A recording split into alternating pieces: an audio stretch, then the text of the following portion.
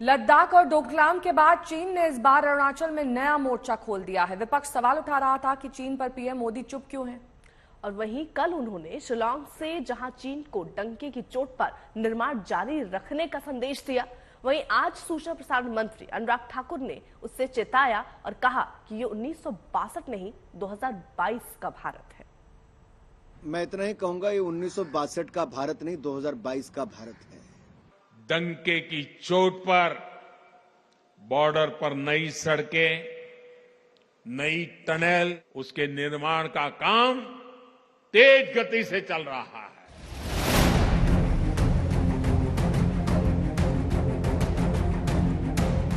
तवांग की झड़प के बाद लगातार दूसरे दिन सरकार ने चीन को मुंहतोड़ जवाब दिया है। कल जहां प्रधानमंत्री नरेंद्र मोदी चीन से झड़प के बाद पूर्वोत्तर के पहले दौरे पर थे, तो वहीं आज देश के सूचना प्रसारण मंत्री अनुराग ठाकुर ने चीन को सीधा संदेश दिया। पीएम मोदी ने मेघालय के शिलांग से चीन को दो टूक कह दिया कि अपने इलाके में भारत बुनियादी ढांचों का निर्माण डंके की चोट पर जारी रखेगा।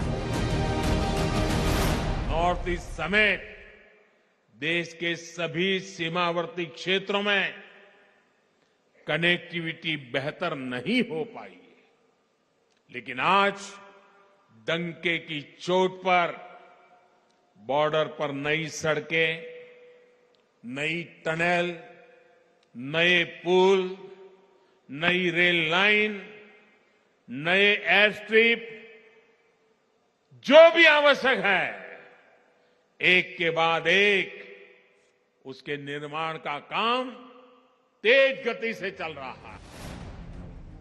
दरअसल चीन जहां लद्दाख से लेकर डोकलाम और अरुणाचल के उस पार अपने इलाके में तेजी से सड़कों और पुलों का निर्माण कर रहा है, वहीं वो भारत की ओर से किए जा रहे निर्माण पर ऐतराज जताता है। वो कहता है कि ये विवादित इलाके हैं, जबकि अपने अधीन इलाकों में धड़ल्ले से गांव के गांव बसा रहा है। इसी का जवाब शिलांग से पीएम मोदी ने दिया, तो वहीं इस पर देश में हो रही सियासत का जवाब देने का जिम्मा सूचना प्रसारण मंत्री अनुराग ठाकुर ने संभाला। लंबे समय तक जिन दलों की सरकारें रही, उनकी नॉर्थ ईस्ट के लिए डिवाइड की सोच थी और हम डिवाइड का इरादा लेकर आए हैं। हम तो अपनी सेना को मजबूत करते हैं। देखिए कैसे 10 साल कांग्रेस की सरकार रही, कांग्रेस ने एक भी बुलेट प्रूफ जैकेट खरीद कर नहीं थी।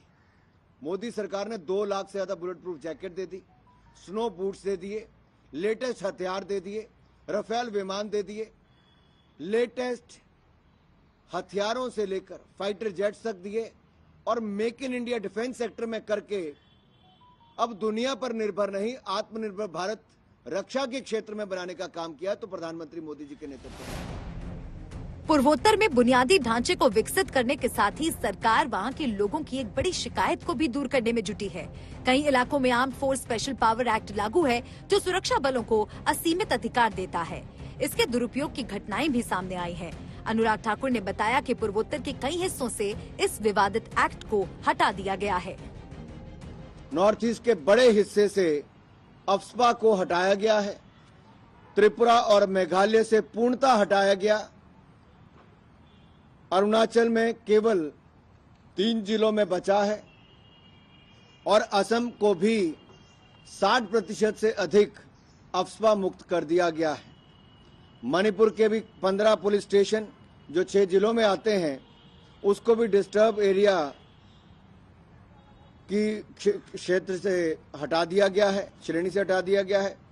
और नागालैंड में भी डिस्टर्ब एरिया नोटिफिकेशन से 15 पुलिस स्टेशन को 7 जिलों में हटाया गया है। अनुराग ठाकुर ने दावा किया कि पूर्वोत्तर में अब काफी हद तक शांति है। पूर्वोत्तर में सरकार को चीन की चुनौती का सामना करना पड़ रहा है। ऐसे में उन राज्यों में शांति कायम रखना बेहद अहम है। वहीं चीन से लगती सीमा पर बुनियादी ढांचे में तेज विकास भी जरूरी है, ताकि किसी भी स्थिति में सीमा तक सैनिकों और साजो सामान को जल्द से जल्द ले जाया जा सके।